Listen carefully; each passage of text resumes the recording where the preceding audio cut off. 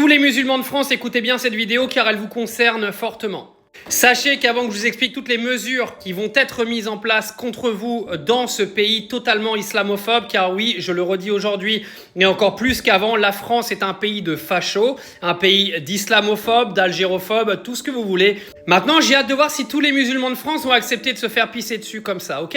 Alors derrière moi, il y a un projet de loi avec plein de mesures qui vont contre vous, dont l'interdiction pour les jeunes de moins de 16 ans de faire le ramadan, ce qui est un scandale absolu, qu'on se le dise.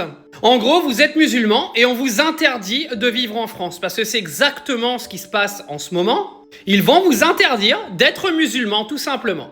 Alors, en plus de l'interdiction du voile pour les mineurs, il va y avoir l'interdiction du ramadan pour les moins de 16 ans, mais regardez toutes les mesures qui peuvent être mises en place. Interdiction du voile pour les accompagnatrices scolaires. Non, c'est toujours mieux de mettre des curés condamnés. Interdiction des signes religieux dans toutes les compétitions sportives, même en club. Traçabilité totale des financements étrangers des mosquées et associations culturelles.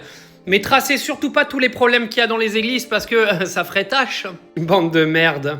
Or, neutralité dans les écoles et le sport, audition des époux avant mariage à l'étranger, renforcement du contrôle des visas et des titres de séjour en les rattachant au ministère de l'Intérieur, obligation de neutralité pour certains élus, interdiction des signes religieux ostentatoires pour les élus locaux et responsables publics. Donc Meyer Habib ne pourra donc pas venir avec sa kippa dans un tribunal ni à l'Assemblée nationale, naturellement, vous vous doutez bien. Ah non, merde, les règles, c'est pas les mêmes pour tout le monde. Il y a toujours des gens plus importants sur la planète.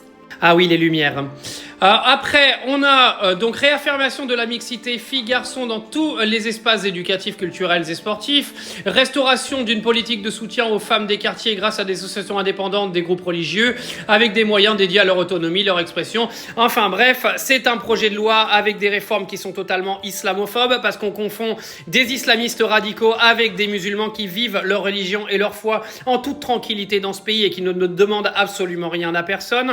Donc si vous n'étiez pas au courant, la France est vraiment un pays islamophobe et tous les gens aujourd'hui qui viennent se cacher derrière un sentiment de perte de leur identité française et tout ne sont juste que des racistes et des islamophobes, rien d'autre. Donc LR est un parti d'extrême droite parce que ce sont des projets de loi qui viennent des Républicains, bien suivis par Jordan Bardella derrière naturellement. Donc clairement, la France est en train de virer totalement à l'extrême droite. Je tiens quand même à rappeler à tous les habitants d'un pays qui est dirigé par l'extrême droite, ça c'est toujours mal fini pour vos gueules, donc attention au karma qui va vous arriver.